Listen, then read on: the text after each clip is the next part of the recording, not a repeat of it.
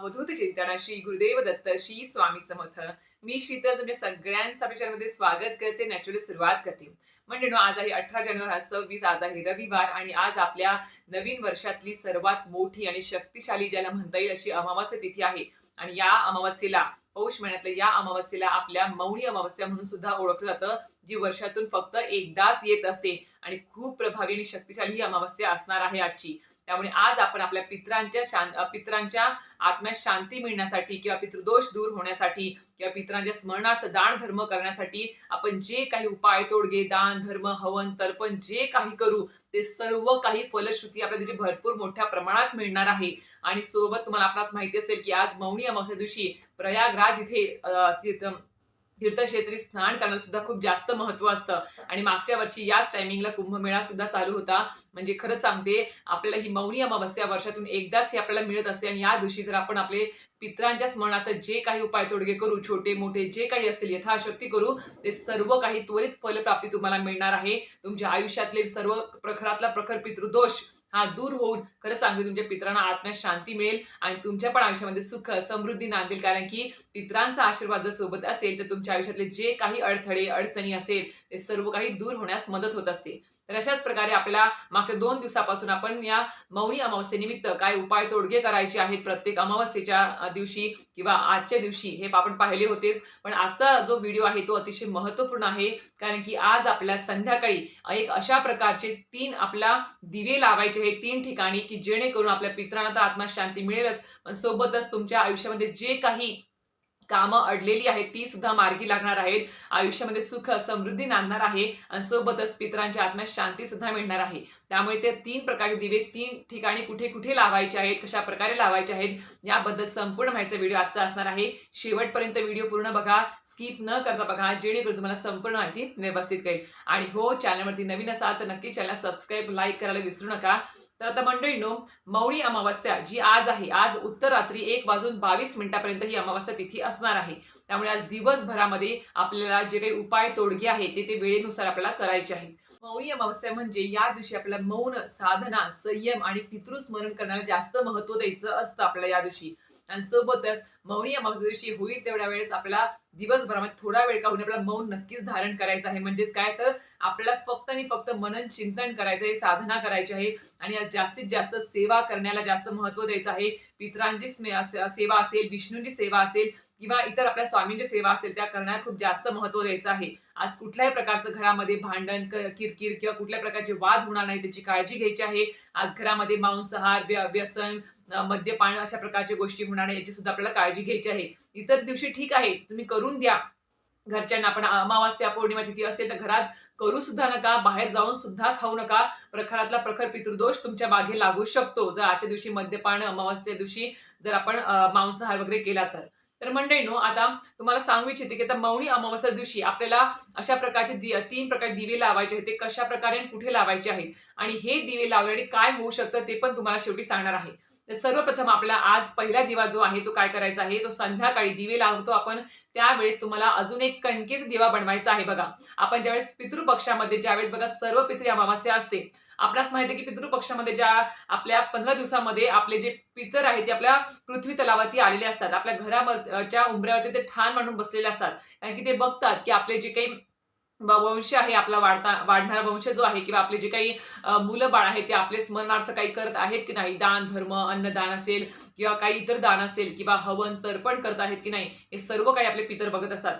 त्याचप्रमाणे प्रत्येक महिन्याच्या अमावास्येला सुद्धा आपले पितर सकाळी सकाळी आपल्या उंबऱ्यावरती येऊन ठाण मांडतात आणि बघतात की तुम्ही त्यांच्या स्मरणार्थ काय काय गोष्टी करत आहात ते. आणि सोबतच अमावास्या तिथीच्या दिवशी सकाळी सकाळी ते आपल्या उंबऱ्यावर ठाण मांडून बसतात, म्हणजे येतात तिथे आगमन त्यांचं होतं आणि ते झाल्यानंतर त्याच दिवशी संध्याकाळी ते परतीच्या वाटेला सुद्धा जात असतात. तर अशा प्रकारे आपल्याला संध्याकाळी प्रत्येक महिन्याच्या अमावास्येला, आज अमावास्या सुद्धा आहे सर्वात मोठी अमावास्या आहे म्हणून आज संध्याकाळी आपल्याला चौमुखी दिवा लावा किंवा एकमुखी दिवा लावा, पण आपल्याला आपल्या प्रवेशद्वाराच्या बाहेर दक्षिण दिशेला तोंड करून आपल्याला एकमुखी किंवा चौमुखी दिवा आपल्याला लावायचा आहे. तो दिवा आपल्याला कणकेचा दिवा असावा, त्याच्यामध्ये फक्त हळद टाका, बाकी मीठ वगैरे टाकायची गरज नाही. तो त्या दिव्यात तुम्ही चौमुखी त्याला तोंड देऊ शकता किंवा एकमुखी जरी ठेवलं तरी सुद्धा चालेल. आणि सोबत तुम्हाला त्या दिव्यामध्ये जे आहे तिळाचं तेल वापरायचं आहे. एकच वात वापरायची आहे, 2 वातीची 1 वात करायची नाही. पितरांच्या दिव्यामध्ये एक वातीचाच दिवा असावा, तिळाचं तेल असावं, थोडं काळे तीळ सुद्धा त्यात टाकायचे आहे आपल्याला. आणि हा दिवा आपल्याला संध्याकाळी आपले देवाबत्ती वगैरे सगळं झाली की थोडं 8-8:30च्या दरम्यान तो आपल्याला लावायचा आहे. रात्री 12 वाजेपर्यंत तो तेवत राहील याची काळजी घ्यायची आहे. कारण की रात्री 12 पर्यंत आपले पितर हे जे आहेत, त्या पितृलोकामध्ये जाण्यासाठी त्यांचं म्हणजे त्यांचं पाठवणी त्यांची होत असते. तर अशा प्रकारे आपल्याला जे काही पितर आहेत त्यांच्या स्मरणार्थ प्रवेशद्वाराच्या बाहेर दक्षिण दिशेला तोंड करून आपला दिवा लावायचा आहे. दिवा लावताना दिवा डायरेक्ट जमिनीवर ठेवायचा का तर नाही. दिव्याला तुम्ही पेपरचं आसन द्या किंवा पानाचं आसन द्या, चालेल. आणि त्या पानावर तुम्हाला थोडेसे तांदूळ ठेवायचे आणि त्या तांदळावर तुम्हाला तो दिवा ठेवायचा आहे.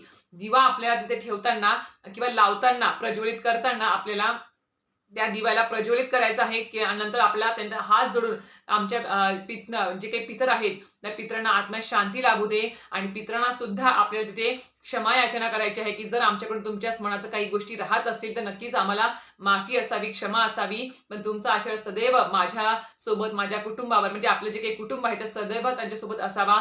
प्रत्येक शुभ कार्यामध्ये, प्रत्येक कार्यामध्ये, गोष्टीमध्ये तुमचा आशीर्वाद सदैव सोबत असावा, अशी तिथे आपल्याला तिथे प्रार्थना करायची आहे. आणि ओम पितृदेवताभ्यो नमः, ओम पितृदेवताभ्यो नमः असं 3 वेळेस म्हणून तिथे आपला हात जोडून तिथे आपल्याला प्रार्थना करायची आहे.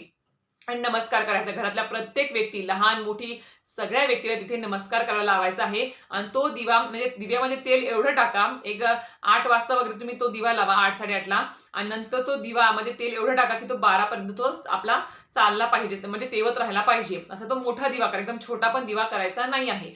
आता जो दिवा आहे तो घरामध्ये लावू का, घरामध्ये दक्षिण दिशेला तोंड करून लावू का तर नाही. आपले पितर जिथे आपल्या ज्या जागेवर तिथे येत असतात त्याच ठिकाणी तो दिवा आपल्याला लावायचा आहे.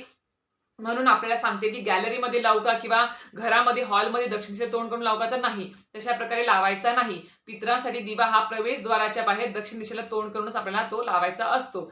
हा झाला एक पहिला दिवा. दुसरा दिवा जो आहे तो आपल्याला आज संध्याकाळी महादेवाच्या मंदिरामध्ये सुद्धा जाऊन तुम्हाला लावायचा आहे. अशाच प्रकारे तुम्ही कणकेचा लावा किंवा मातीच्या पंथीचा जरी दिवा लावला महादेवाच्या मंदिरात जाऊन तरी सुद्धा चालणार आहे.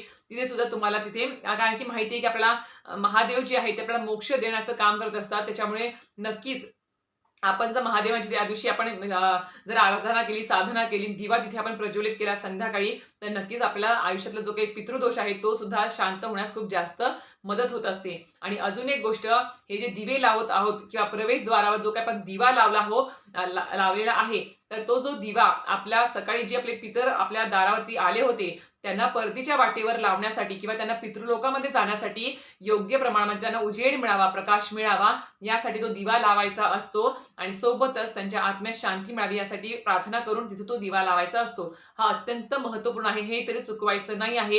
रोज नाही पण आपल्या प्रत्येक महिन्याच्या अमावस्येला तरी अशा प्रकार दिवा नक्कीच आपल्या प्रवेशद्वारावर दक्षिण दिशेला तोंड करून लावायचा आहे. 2 दिवे तुम्हाला सांगितले, एक प्रवेशद्वारावर, एक महादेवाच्या मंदिरामध्ये. तिसरा दिवा जो आहे तो तुम्हाला पिंपळाच्या झाडाखाली आज संध्याकाळी लावायचा आहे.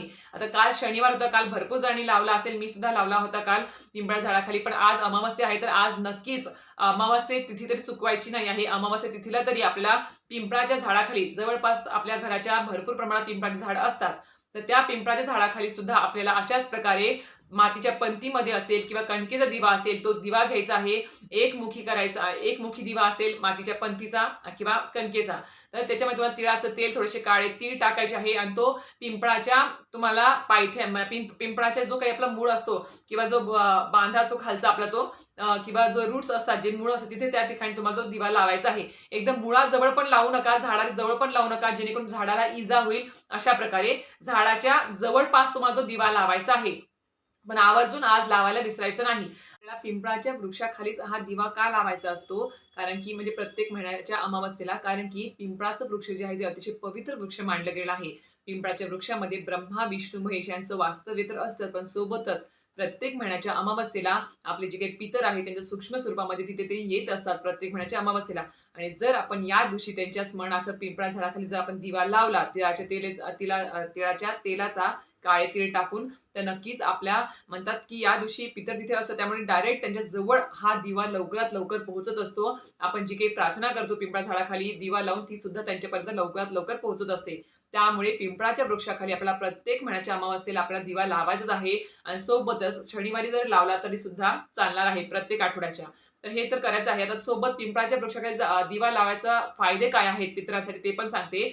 जर आपल्या घरामध्ये अकारण काही भांडण असेल, वादविवाद होत असेल, तर ते सुद्धा शांत होतं. सोबत आपल्या प्रत्येक कार्यामध्ये जे काही अडथळे येतात, ते अडथळे दूर होतात. वारंवार घरामध्ये जे काही आर्थिक नुकसान होते, ते सुद्धा दूर होण्यास मदत होते.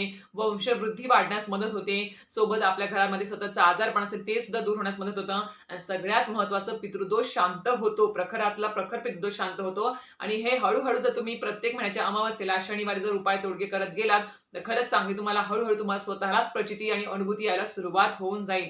हे अत्यंत प्रभावित तोडगे आहेत जे मी 3 दिवसापासून मागच्या 2 व्हिडिओमध्ये मी सांगितलेच आहेत काय-काय करायचं आहे. पण आजचा सुद्धा जो काही उपाय आहे दिव्यांचा तो सुद्धा तुम्हाला आज करायचा आहे आणि प्रत्येक महिन्याच्या अमावास्येला देखील करायचा आहे.